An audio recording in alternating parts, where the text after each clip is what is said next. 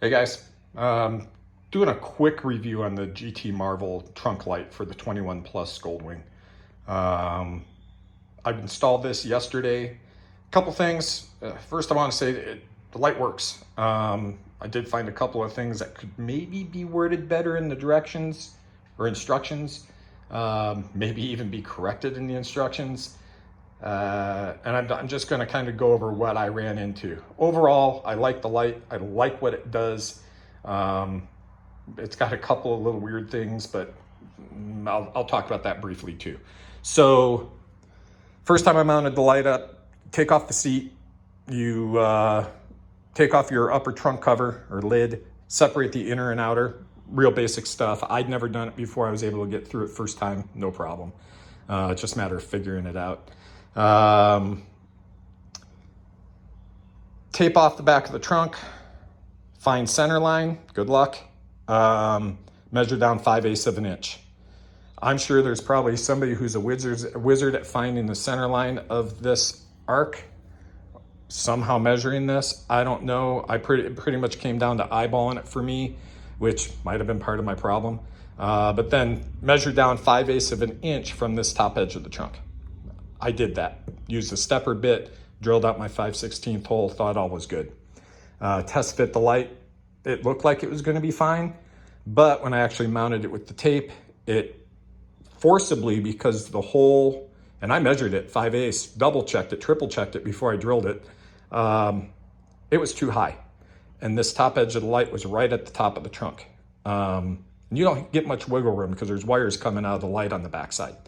So it's not like you can move it around very much. You get a little bit, but not very much. And that was actually as low as I could get it. The instructions show there's about 1/4 of an inch between the top of this trunk and where that light actually starts. And it runs very nicely the contour of the trunk lid. No real issues there. I do have a spot right here that's got a little bit of a gap, but that's probably more my placement than the light's fault, to be honest. I think it's pretty close though. And it's on there. It's not coming off unless I really want to take it off. So then after taking it off again, I drilled the hole out significantly larger. Used black RTV once I got it all mounted up where it should be. Used black RTV, filled in the backside so there's not going to be any water getting in there. Either way, I think you should probably do that just to kind of seal off that hole. Not that I think it would really get into your trunk, but it could. I didn't want to risk that. So then the other thing I found, when the turn signals are on, and we'll go with hazards just because you'll be able to see them, they flash. Brake light works, looks good, but you'll notice that the light and the stock lights don't flash at exactly the same times.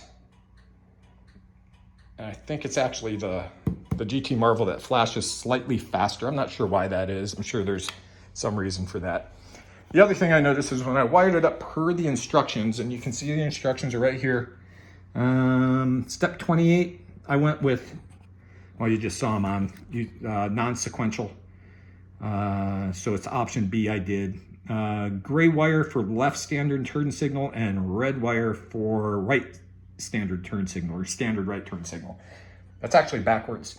Now I don't know if the light, my particular light is wired differently, or I don't know, I suppose it could be an issue with the show chrome fuse block. But when I wired it up per those instructions, and yes, I checked it, when I turned on my right turn signal, my left one would turn on this, even though my right one was on the bike. And when I turned on the right one, right one, left side turned on, and left one, right side turned on. The bike was correct, but the GT Marvel was incorrect. Probably goes without saying. So I went ahead and reversed those wires, and it works great. It's nice and bright, no issues as far as that goes. I like the way it looks. I think it adds what the Goldwing should have had with it from Honda.